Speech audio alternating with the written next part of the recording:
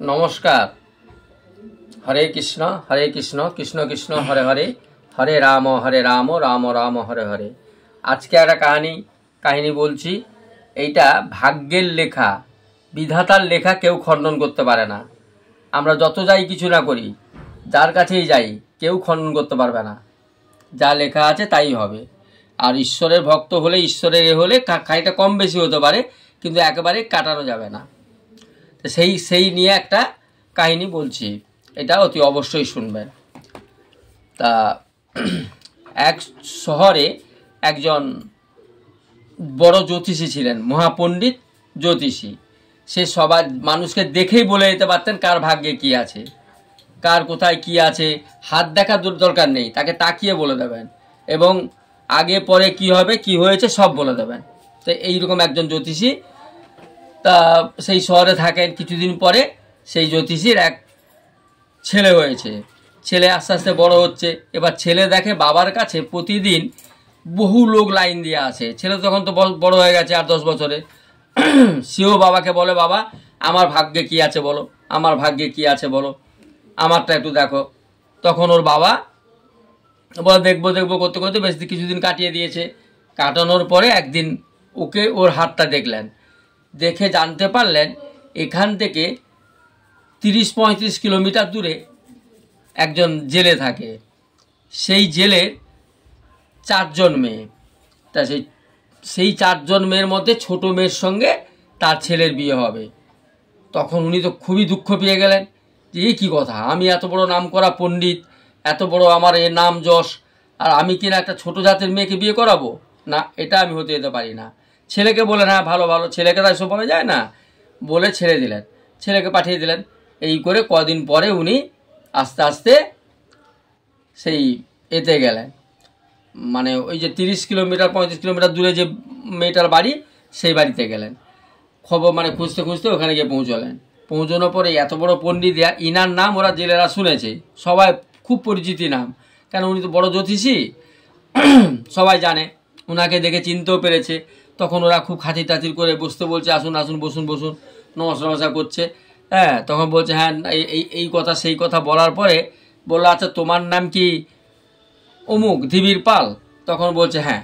বলছে তোমার স্ত্রীর নামেই, তোমার অমুক নামেই, নানা রকম কথা বললো। তখন ও বলছে হ্যাঁ, সবই হ্যাঁ মিলে যাচ্ছে। তখন বলো, তোমার কি 4 জন মেয়ে? বলছে হ্যাঁ। বলো, তোমার ছোট মেয়ে কি 3 বছর 2-2.5 বছর 3 বছর বয়স? তখন বলছে হ্যাঁ।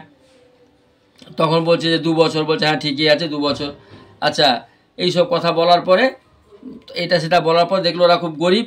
তখন ওই পণ্ডিত বলছে যে তোমার মেয়েটাকে আমাকে দেবে, আমি নিয়ে মানুষ করব, বড় করব। হ্যাঁ, তখন ওরা ভাবনা চিন্তা করছে। তখন বলছে অনেক টাকা দেবে, টাকার লোভ দেখে, তো ওরা তো গরিব। তখন বলছে এমনি 3টে মেয়েকে খাওয়াতে পারি না, আবার একটা মেয়ে, 4টে হয়েছে। তাহলে যদি উনি যদি বড় লোকের ঘরে যদি গিয়ে এ করতে পারে, থাকে, তাহলে তো ক্ষতি কি? তা থাক, বড় লোক ঘরে পাঠিয়ে দিল। তখন ওনাকে দিয়ে দিল। তো উনি ওই বাচ্চাকে নিয়ে চলে আসছে। রাস্তায় ভাবছে কি করব, আমি এত বড় নামকরা পণ্ডিত, নিজের হাতে খুন করব, মারব না, এটা আমি করব না, এটাকে অন্য কিছু ব্যবস্থা করব। যে চিন্তা ভাবনা করতে করতে রাস্তায় যাচ্ছেন, গিয়ে একটা বড় দোকানে গিয়ে একটা বাক্স কিনলো, টিনের বড় বাক্স কিনে জঙ্গলের মধ্যে গিয়ে সেই বাচ্চাটাকে ভালো করে মানে জামা কাপড় পিছিয়ে দিয়ে তার মধ্যে শুয়ে দিল বাচ্চাটাকে। বাচ্চা তো 2 বছরের বাচ্চা, ও কি জানে, ও তো কিছু বুঝতে পারছে না।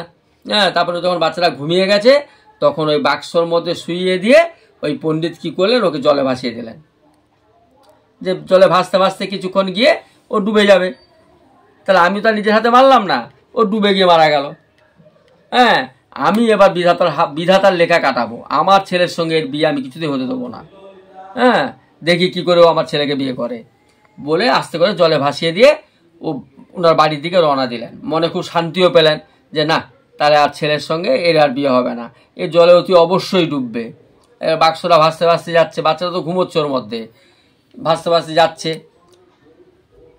এইবার ওখানকার আরেক ব্রাহ্মণ, ওই নদীর পাড়েই তার বাড়ি। সে প্রতিদিন ওই নদীতে গঙ্গায় চান করতে আসে, কিন্তু ওনার কোনো ছেলে মেয়ে কিছুই নেই। তো রোজই চান করতে আসেন, এরকম বছরের পর বছর প্রতিদিন। হ্যাঁ, অনেক বয়সও হতে চলছে, সন্তানাদি হয়নি, স্ত্রী খুব দুঃখিত, সে আর কি করা যাবে, কিছু তো হয় না। এবার উনি যখন চান করতে এসছেন, এসে দেখে একটা নদী, মানে গঙ্গা নদীতে একটা বাক্স ভেসে যাচ্ছে। উনি বললেন বাক্সটা কিসের বাক্স? উনি বাক্সটা টেনে এনেছেন, কাছে এনে ওপরে এনে দেখেন একটা ছোট্ট বাচ্চা তার মধ্যে শুয়ে আছে, ছোট্ট একটা মেয়ে, খুব সুন্দর দেখতে, পরীর মতন দেখতে। বলুন আহা, তাহলে কি গঙ্গা দেবী আমাকে একটা বাচ্চা দিলেন? আমি যে এতদিন এখানে চান করি এই গঙ্গাতে, তাহলে মা গঙ্গা মনে হয় আমাকে একটা সন্তান দিয়েছেন, আমার তো সন্তান নেই, তাহলে এই মেয়ের সন্তানটাকে আমাকে দিয়েছেন। উনি ওই বাক্স সমেত বাড়িতে নিয়ে চলে গেলেন। বাড়িতে নিয়ে ওনার স্ত্রীকে ডাকলেন, ব্রাহ্মণীকে, ব্রাহ্মণী শিগগিরই বেরিয়ে এসো। তখন ব্রাহ্মণী বলছে এত এত আনন্দ কেন, তুমি নতুন বাক্স কিনলে? বল তুমি তাড়াতাড়ি এসো। তখন বাক্স খুলে দেখে, তখন বাচ্চাটাও ঘুম ভেঙে গেছে, উঠে পড়েছে। হ্যাঁ, তখন দুজনই বাচ্চা বললো হ্যাঁ, আমাদের তো বাচ্চা ছিল না, গঙ্গা দেবীকে আমি ডেলি বলতাম, তাই গঙ্গা দেবী এই মেয়েটাকে আমাকে দিয়েছেন। তখন ব্রাহ্মণীও খুব খুশি হয়ে গেল। দুজনে কোলে পিঠে করে পড়াশোনা করিয়ে মানুষ করতে থাকলো। এবার ওই ওই মেয়েটার বাবার নাম হলো ওই ওই ওই ওই ব্রাহ্মণের নামে আর ব্রাহ্মণীর নামেই। ওইখানে বড় হয়ে পড়াশোনা করে মেয়ে আস্তে আস্তে এত বেশ বড় হলো আর এত সুন্দর হলো যে আশেপাশে আর এরকম সুন্দর কেউ নেই। দুর্দান্ত সুন্দরী মেয়ে, সব গুণে ভর্তি, মানে সব জানে ও, সব কিছু। তখন ব্রাহ্মণ ভাবছে একে আমি কোথায় বিয়ে দেবো।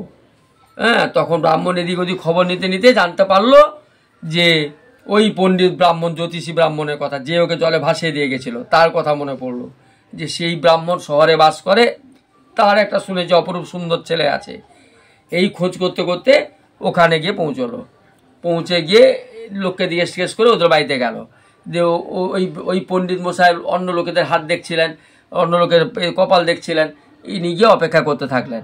অপেক্ষা করার পরে এদিকে কাজ শেষ হয়ে যাওয়ার পরে উনি উঠে এসে বললেন যে আপনি কি কিসের জন্য এসেছেন? বললো আমি অমুক গ্রাম থেকে এসেছি, অমুক জায়গায় বাড়ি আমার, তা আমি শুনেছি আপনার একটা ছেলে আছে, যদি আমার মেয়ের সঙ্গে আপনার ছেলেকে বিয়ে দেন তাহলে আমি খুব খুশি হই, আপনার সঙ্গে আমি সম্বন্ধ করতে চাই। না আপনার নাম? তখন ও বললো তাহলে এও ব্রাহ্মণ ও ব্রাহ্মণ, কিন্তু উনি জ্যোতিষী নয়, কিন্তু ব্রাহ্মণ, পুরোহিত ব্রাহ্মণ, তো অবস্থাপূর্ণ ভালো। তখন বললো আমার একটাই মেয়ে, আমি আপনার ছেলের সঙ্গে সম্বন্ধ করতে চাই। তখন ও খুশি হলো, বললো হ্যাঁ আমিও তো সম্বন্ধ করতে চেষ্টা করছিলাম, তা আপনি অতি ভালো কুলের ব্রাহ্মণ, আপনি ঠিক আছে, আপনার মেয়ের সঙ্গে আমার ছেলের বিয়ে হবে। তা বিয়ের ডেট দেখা হয়ে গেল, বিয়ের কথাবার্তা এগোতে থাকলো। তো বিয়ের সময়ও এসে গেল। যখন বিয়ের সময় আস্তে আস্তে আস্তে বিয়ে, ছেলেটার সঙ্গে মেয়ের বিয়ে দিলেন। বিয়ে দেওয়ার পরে বিয়ে তো হয়ে গেল। বিয়ে হবার কিছুদিন পরে এরকম দিন যাচ্ছে আসছে, আর বৌমা খুব, মানে বৌমাকে পেয়ে এরা খুব খুশি হয়েছে। বৌমা অত্যন্ত ভালো মেয়ে, সব দিকে পরিপূর্ণ গুণী, খুব ভালো মেয়ে, সব কাজে পারিদর্শী। তার শ্বশুর শাশুড়ি স্বামী তিনজনই প্রচণ্ড ভালোবাসে, বেশ সুখের সংসার কাটছে। একদিন ওই বৌমা বলছে বাবা আপনি তো সবার হাত টাত দেখেন, আমারটা একটু দেখুন না। তখন শ্বশুর হেসে বললেন ঠিক আছে, তোমাকে কালকে দেখবো, আজকে একটু ভিড় আছে, কালকে দেখবো, লোকজন লাইনে আছে, আমি যাচ্ছি, কালকে দেখবো। এই কথা বলে উনি চলে গেল। পরের দিন বৌমাকে বলে এসো দেখি তোমার হাত দেখি। এইবার বৌমার হাত দেখে উনি চমকে উঠেছে, বলে এই কি, এ তো সেই মেয়ে আমি যাকে জলে ভাসিয়ে দিয়েছিলাম, কারণ এই মহাপণ্ডিত। হ্যাঁ, মনে মনে ভাবলো, দিয়ে বললো হ্যাঁ সব ঠিক আছে, সব ভালো। দিয়ে খবর দিল ওই মেয়ের বাবাকে। উনি তো হাত দেখেই বুঝে গেল যে আমি যাকে ভাসিয়েছিলাম সেই মেয়ে। তখন বলল ঠিক আছে, লোক পাঠালো ওই মেয়ের বাপের বাড়ি, ওর বাবাকে ডাকলো। ওর বাবা এলো, দিয়ে একান্তে উনি ওর বাবাকে ডেকে নিয়ে গেল। ডেকে নিয়ে বললো আপনাকে একটা কথা জিজ্ঞেস করি, এই মেয়েটা কি আপনার নিজের? তখন বলছে হ্যাঁ। বলছে না, সত্যি করে বলুন এই মেয়েকে আপনি কোথায় পেয়েছেন? তখন বলছে যে আপনাকে সত্যি বলছি, মেয়ে তো বিয়ে দিয়েছি, মিথ্যে বলে তো লাভ নেই, আপনি এত বড় জ্যোতিষী পণ্ডিত, আপনাকে মিথ্যে বলে হবে কি? এই মেয়েটাকে আমি বাক্সর মধ্যে কুড়িয়ে পেয়েছিলাম। তখন আর জ্যোতিষী পণ্ডিতের আর বুঝতে বাকি থাকলো না যে এই ছোট জাতের মেয়েটা। হ্যাঁ, তখন বললো আচ্ছা ঠিক আছে যান। ব্রাহ্মণ তো চলে গেল। এবার এ চিন্তা ভাবনা করছে যে এই বৌমাটাকে কি করে সরাবো এখান থেকে, একে তো রাখা যাবে না। আমি যেহেতু এত বড় নাম করা জ্যোতিষী পণ্ডিত, তার বাড়িতে এরকম একটা ছোট জাতের মেয়ে, না এটা হতে পারে না। ও তখন চিন্তা ভাবনা করছে যে ছেলেকে একটা কায়দা করে বলল যে শোন তোকে একটু শহরে যেতে হবে, হ্যাঁ 1 মাসখানি একটা কাজ আছে, এই কাজটা সেরে আসবি তুই। তো ছেলে বলল বাবাকে ঠিক আছে, দিয়ে ছেলেকে কায়দা করে 1 মাস পাঠিয়ে দিল, 1 মাসের জন্য বাইরে পাঠিয়ে দিল।